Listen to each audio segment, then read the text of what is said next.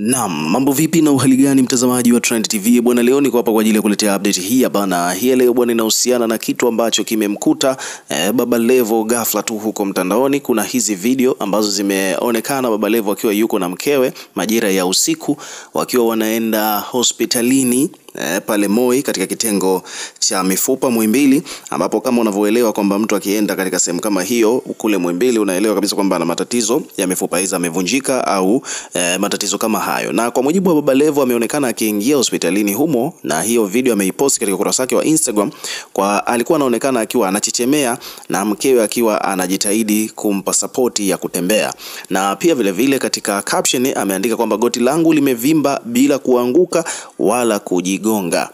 Baba Levo ameandika hivyo katika ukurasa wake wa Instagram, lakini pia alikuwa na watu wengi sana walihisi labda ni masihara tu hapa na pale, lakini amemalizia hapa kwa kuandika kwamba maumivu ni machungu sana, alafu akamalizia pale kwamba alikuwa yuko Moi kwa ajili ya kupata huduma. Sasa wadau mbalimbali hapa wamekuja kuweka maoni yao hapa katika comment section baada ya Baba Levo kuweka huo ujumbe kwamba hali yake ya kiafya kidogo amepata matatizo, goti linamuuma, maumivu ni makali na hajui haswa nini ambacho kimepelekea maumivu hayo, kwa sababu hajajigonga, hajaanguka, hajatereza wala nini, ni ghafla tu imetokea hivyo automatically. Kwa mtu anasema kwamba bwana, punguza nyama choma, hasa nyama za mbuzi. Kuna mtu hapa amekuja kumpa ushauri huo kwamba matatizo ya magoti huaga yanawakuta watu ambao wanakula sana nyama za mbuzi. Kwa mtu anasema kwamba bwana, hapo utakuwa umerogwa na Mwijaku. Kuna watu wanahisi hivyo kwamba ni Baba Levo bwana amerogwa na Mwijaku. Kuna mtu anasema bwana, hiyo ni uric acid, punguza sana kula nyama za mbuzi.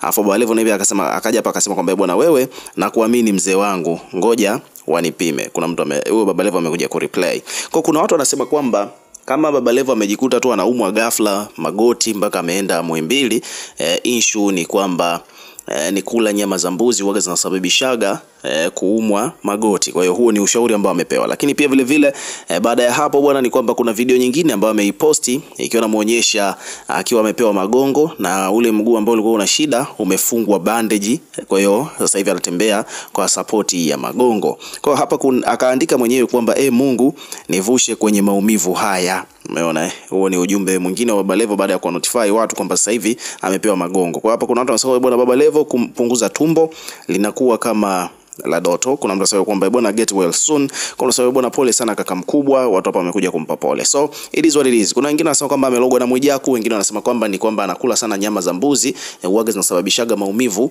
ya magoti from time to time. Ukiwa kama mdau unahisi nini ambacho kitakuwa kinamsumbua Baba Levo, weka maoni yako katika comment section.